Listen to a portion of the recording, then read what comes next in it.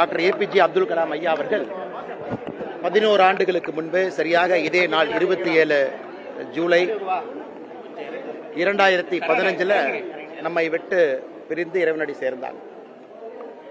ஒரு ஆண்டும் கூட கலாம் ஐயாவுடைய குடும்பத்தினர் இந்த இடத்துல குறிப்பா ஐயாவுடைய மெமோரியல்ல அவர்களுக்காக இந்த மரியாதை செய்து துவா செய்து வழிபடுகின்ற பழக்கம் இருக்கு. இன்று இந்த நன்னாளில் நாங்கள் இங்கே வந்து கலாம் ஐயாவுடைய மெமோரியல்ல துவாவிலே பங்கேற்று அதன் பிறகு கலாம் ஹவுஸ் அவர்கள் ஏற்பாடு செய்திருக்கக்கூடிய இக்னைட் 2026 என்கின்ற நிகழ்வில் 1000க்கும் மேற்பட்ட மாணவ செல்வங்கள் இன்னைக்கு நிறைய ப்ராஜெக்ட் பண்ணியிருக்காங்க. அதனுடைய டிஸ்பிளே அந்த நிகழ்விலும் பங்கேற்க இருக்கின்றோம். கலாம் ஐயாவை பொறுத்தவரை அறிவியலும் ஆன்மீகமும் கலந்திருக்க வேண்டும் என்று விரும்பிய ஒரு மாமனிதர்.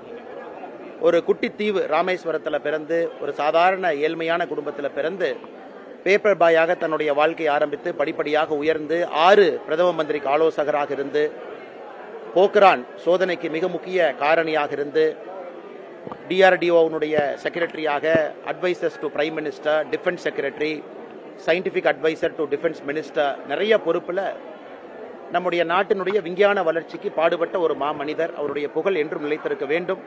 இன்று இந்த நிகழ்வில் கலாம் ஐயாவுடைய மெமோரியல்ல ராமேஸ்வரத்தில் நம்முடைய வீத லீடர்ஸ் குடும்பத்தினோடு பங்கேற்றதான் மிக மகிழ்ச்சி அடைகின்றேன். அடுத்து ஸ்டேஜ் ப்ரோக்ராம் இருக்கு, இக்னைட் நிகழ்ச்சி, அதிலும் பத்திரிகை நண்பர்களை சந்திக்கிறோம்.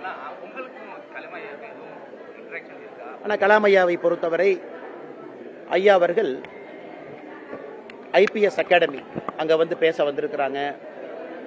லபாஸ்னால கம்பைன்டு IAS IPS அவங்களாம் இருந்த அகாடமி லபாஸ்னால பேச வந்திருக்கிறாங்க. Lal Bahadur Shastri academy of administration.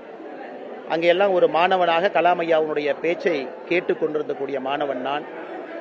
இன்னைக்கு கலாம் ஐயாவுடைய வழியில் செல்ல வேண்டும். வீத லீடர்ஸ் அதே போன்று நல்ல ஒரு சமுதாயத்தை உருவாக்க வேண்டும் என்று பாடுபடுகின்றோம். அதனால தான் ஒரு முறை இங்கே வரும் பொழுதும் கலாம் ஐயாவுடைய ஐடியல்ஸ், வேர்ட்ஸ், ஆக்ஷன், அவர் என்ன சொல்லியிருக்கிறாங்க அதை நாம் பின்பற்ற வேண்டும். அதற்காகத்தான் இங்கே வந்து எங்களை இன்னும் உரமேற்றிக் கொண்டு இன்னும் சிறப்பாக நம்முடைய பயணம் இருக்க வேண்டும் என்பதற்காகத்தான் ஒரு முறையும் கலாம் ஐயாவுடைய இல்லமாக இருக்கட்டும், மெமோரியலாக இருக்கட்டும், இங்கே வருகின்ற பொழுதெல்லாம் எங்களுக்கு அந்த எண்ணம் மட்டும்தான் இருக்கு. ஆனால் கலாம் ஐயா வந்து பாலிடிக்ஸில் ஒரு எத்திக்ஸ் இருக்கணும்னு விருப்பப்பட்டாங்க. அது சம்பந்தமாக ஒரு புத்தகம் எழுதியிருக்காங்க. அதனால தான் நம்முடைய கோயம்புத்தூரில் அக்டோபர் 15 கலாம் ஐயாவுடைய பிறந்த நாள் அன்னைக்கு நம்முடைய APJ Abdul Kalam centre for ethics and politics அதை நாங்கள் திறக்கிறோம், தமிழ்நாடு மக்களுக்கு அர்ப்பணிக்கிறோம். நோக்கம் வந்து அடுத்த ஒரு ஆண்டில் 1 லட்சம் பேருக்கு மேலே அந்த சென்டர்லேருந்து ட்ரெயின் ஆகி வெளியே வரணும்னு விருப்பப்படுறோம். ஏன்னா கலாம் ஐயாவுடைய கனவு பாலிடிக்ஸில் எத்திக்ஸ் இருக்கணும், கேபபிள் லீடர்ஸ் அரசியலுக்கு வரணும்னு விருப்பப்பட்டாங்க. கலாம் ஐயாவை நிறைய பேர் பின்பற்றுறாங்க, அதில் நாங்களும் ஒருவர்.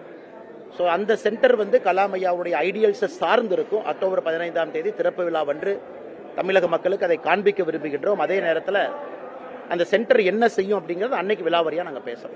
தேங்க்யூ. மெமோரியல் இருக்கும், நாளைக்கு பேசுறோம்.